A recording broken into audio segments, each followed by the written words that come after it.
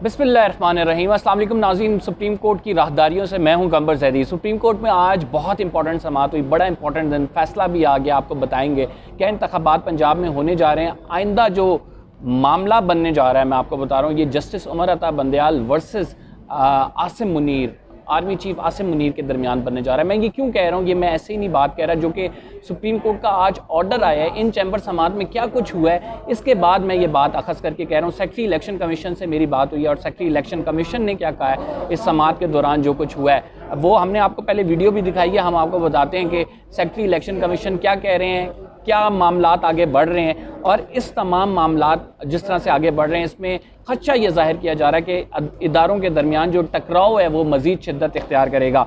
आज chief justice of Pakistan ने तमाम stakeholders, governor state bank, chief election commissioner के सेक्रेटरी उमर हमीद साहब, और इसके साथ जो है आपको पता है कि जो फाइनेंस मिनिस्ट्री से सेक्रेटरी वज़ीर ख़जाना को बुलाया हुआ था, ये तमाम लोग आज अदालत में पेश हुए और इन चैम्बर समाअत हुई है। इन चैम्बर समाअत ये होता है कि चीफ जस्टिस अपने चैम्बर में बुला के तमाम लोगों को सुनते हैं, तो उसकी खबर बाहर नहीं आती, लेकिन हमारे ज़राए ने जो हमें बताया, और बड़े मुसद्दिक़ा ज़राए हैं, कि वहाँ चीफ जस्टिस के चैम्बर में 3 रुकनी बेंच जो है, जस्टिस इजाज़ुल एहसन थे, जस्टिस मुनीर थे और चीफ जस्टिस थे, ये समाअत कर रहे थे। और ये समाअत का ड्यूरिंग दैट जो हेयरिंग है, जो एटमॉस्फेयर था वो बिल्कुल ओके था। चीफ जस्टिस को मालूम है कि अब वफाकी हुकूमत उनके ऑर्डर्स को हवा में उड़ा रही है, वो ऑर्डर्स कबूल नहीं करनी चाहती, लिहाजा चीफ जस्टिस ने कोई एग्रेशन शो नहीं किया। अटॉर्नी जनरल भी मौजूद थे और अटॉर्नी जनरल ने जो मुझसे बात की है वो उन्होंने कहा कि I am happy that I have been succeed to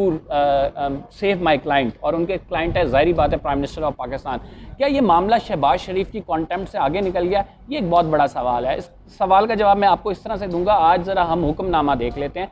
जो हुक्मनामा अदालत की जानिब से जारी किया गया है वो ये कहता है कि गवर्नर स्टेट बैंक उसको अदालत ने बराह रास्त कह दिया कि 21 अरब के फंड्स जो हैं वो इलेक्शन कमीशन को दिए जाएं। देखिए, सुप्रीम कोर्ट में मिनी बिल पेश हुआ था और इस मिनी बिल में कहा यह गया था कि कंसोलिडेटेड जो फंड्स हैं उनको निकालने के लिए जो वजारत ख़जाना है उसको वफाकी हुकूमत से इजाज़त चाहिए।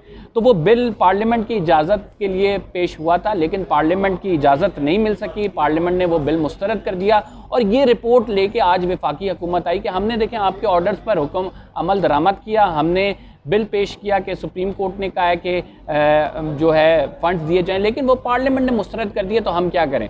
इस पर चीफ जस्टिस ऑफ पाकिस्तान ने बड़ा स्मार्टली प्ले किया है। वो किस तरह से चीफ जस्टिस ने डायरेक्ट कर दिया कि आप जो है वफाकी हुकूमत की ज़रूरत नहीं है आपको। गवर्नर स्टेट बैंक अब एक खुद मुख्तार इदारा है, ऑटोनमस बॉडी है, और IMF के तहत जो IMF ने कंडीशंस रखी थी उसमें ये बताया गया था कि गवर्नर स्टेट बैंक जो है वो खुद मुख्तारी के साथ अपने फैसले करेगा।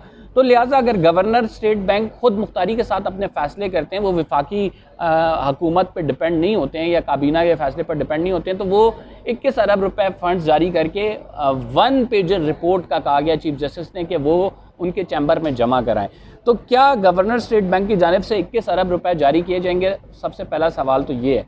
और दूसरा सवाल ये है कि अगर फॉर एग्जांपल ये जारी भी कर दिए गए पैसे, तो अगला सवाल है कि सिक्योरिटी का क्या। चीफ जस्टिस ऑफ पाकिस्तान, वफाकी हुकूमत तो आपको पता है कर नहीं रही, तो चीफ जस्टिस ने किसे बुलाना है फिर? चीफ जस्टिस क्या जिस तरह से गवर्नर स्टेट बैंक को डायरेक्टली बुलाया, क्या आर्मी चीफ को डायरेक्टली बुलाएंगे?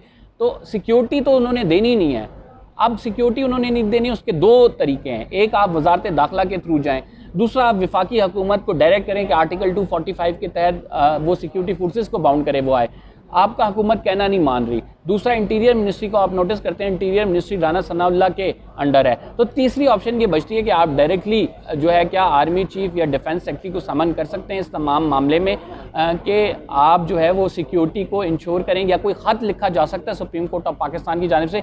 ये जस्टिस साहिबान ने देखना है। अलबत्ता चीफ जस्टिस इस बात पर कमिटेड नज़र आ रहे हैं कि वो ये चाहते हैं कि ये इलेक्शंस हों और इलेक्शंस की वो जो तारीख दे चुके हैं ऑर्डर्स को इम्प्लीमेंटेशन कराने के हवाले से वो माना जाए।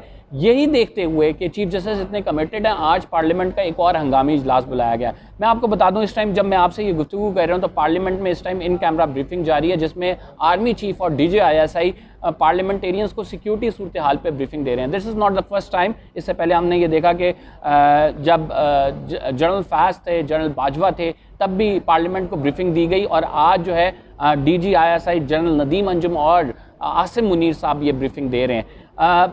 बज़ाहिर सिक्योरिटी फोर्सेस का स्टैंस ये है कि राइट नाउ सिक्योरिटी सूरत हाल ऐसी नहीं है कि हम इलेक्शन की तरफ जाएं। सुप्रीम कोर्ट उनको डायरेक्ट कह रही है, सुप्रीम कोर्ट पुश कर रही है हुकूमत को कि किसी तरह से इलेक्शन कराएं। तो ये तनाव जो है वो मज़ीद आगे दिनों में बढ़ता नज़र आ रहा है और now it's getting direct conflict with chief justice and Asim Munir साहब के उनके दरमियान जो तनाज़ा हो सकता है पैदा हो जाए कि अगर चीफ जस्टिस पाकिस्तान डायरेक्टली कहें कि आप सिक्योरिटी फोर्सेस को पाबंद करें कि वो इलेक्शन के लिए ड्यूटियां करें, क्योंकि मुझे नहीं लगता सिक्योरिटी इस्टाब्लिशमेंट इस मूड में है कि वो इलेक्शन कराए, तो ये मामला मज़ीद शिद्दत इख्तियार करेगा।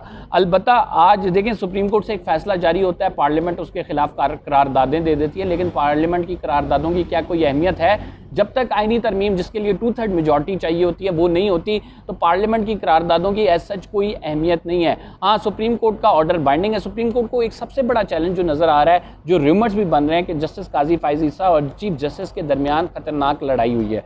और ये जो JCP की मीटिंग थी जिसमें मुसर्रत हिलाली साहिबा, जो कि आपको पता है पेशावर हाई कोर्ट की पहली चीफ जस्टिस नामजद हुई हैं, उनको बुलाने के हवाले से थी और उसमें हमने देखा कि हार्श वर्ड एक्सचेंज हुए हैं chief justice Pakistan justice Umar Ata Bandial और जस्टिस काजी फायज़ ईसा के दरमियान। और ये हार्श वर्ड इस बात की अलामत है कि सुप्रीम कोर्ट में इतनी डिवीज़न हो चुकी है कि ये लड़ाई अब वर्बल लड़ाई से ज़्यादा आगे बढ़ने के इसके चांसेस हैं। और वफाकी हुकूमत ने थ्रेट भी किया कि आप 2 सुप्रीम कोर्ट तो नहीं चाहते, यानी एक हम अपने जजेस पर मुश्तमिल सुप्रीम कोर्ट बना दें, एक आपकी सुप्रीम कोर्ट हो। तो इससे मामलात आप देख सकते हैं कितनी संगीन नोयत के हो गए हैं कि इदारे जो हैं, इदारों के अंदर डिवाइड ज़्यादा हो गए, इदारे आपस में खड़े हो गए। तो ओवरऑल जो हालात और पिक्चर जो प्रेजेंट की जा रही है वो बहुत कोई अच्छी नहीं है। सेक्रेटरी इलेक्शन कमीशन ने कहा कि हमने जो है मेरे से जो उनसे बात हुई कि हमने हल्का बंदियाँ खोली हुई हैं, हल्का बंदियाँ के हवाले से हम सेंसस के पर जा रहे हैं, तो वो तमाम में 4-5 महीने लगेंगे। किसी भी तरह से 14 मई को इलेक्शन होते बिल्कुल नहीं नज़र आ रहे। लेकिन अगर चीफ जस्टिस अड़े हुए हैं, चीफ जस्टिस इस जंग को आगे लेके जाना चाहते हैं, जो कि बहुत सारे लोग ये कह रहे हैं कि चीफ जस्टिस को चाहिए कि तमाम जजेस को साथ लेके चलें, कोई भी 90 दिन के से आगे जाने का नहीं कह रहा है, लेकिन चीफ जस्टिस सोलो फ्लाइट ले रहे हैं।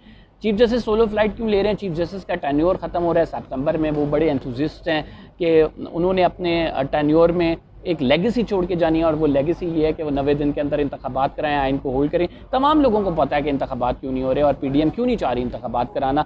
तो लिहाजा ये सुप्रीम कोर्ट के मामलात हैं।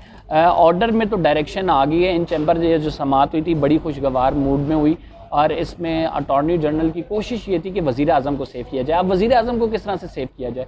देखें, अगर वज़ीर आज़म पे पहले मामला जाता तो वज़ीर आज़म कहते हैं कि काबीना ने फ़ैसला किया था, फिर पार्लियामेंट में ने फ़ैसला किया था, आप मुझे कैसे कह रहे हैं कि हमने वो जो है आपका हुक्म नहीं माना? तो लिहाजा सुप्रीम कोर्ट भी बड़ी स्मार्टली किया, उन्होंने गवर्नर स्टेट बैंक को कह दिया कि एक तरफ से कॉन्टेम्प्ट हट गई है, यानी वज़ीर आज़म की तरफ से कॉन्टेम्प्ट हट गई है पार्लियामेंटेरियंस की तरफ, बजाय इसके काबीना को बुलाते, पार्लियामेंट के लोगों को बुलाते और कॉन्टेम्प्ट करते, जो कि चीफ जस्टिस उमर अता बंदयाल का टेम्परामेंट भी नहीं है।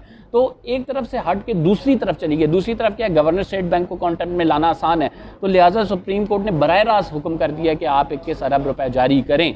तो अगर नहीं करते तो कॉन्टेम्प्ट ऑफ कोर्ट होगी, और कॉन्टेम्प्ट ऑफ कोर्ट होगी तो मामला आगे बढ़ेंगे, संगीन नताइज है। सुप्रीम कोर्ट ने लिखा हुआ है कि आपको पता है कि अगर ऑर्डर ना माने गए तो क्या नताइज हैं, और बेंच बड़ा एंथुसिस्ट है इस बारे में कि वो अपने ऑर्डर्स को इम्प्लीमेंट कराए, और ना करे इम्प्लीमेंट कोई तो उसको सज़ा भी दे। तो लिहाजा सुप्रीम कोर्ट से ये इतलात हैं। मज़ीद अपडेट होती है तो आपको बताते हैं। फ़िलहाल के लिए इतने। कमर ज़दी को इजाज़त दीजिए। अल्लाह हाफ़िज़।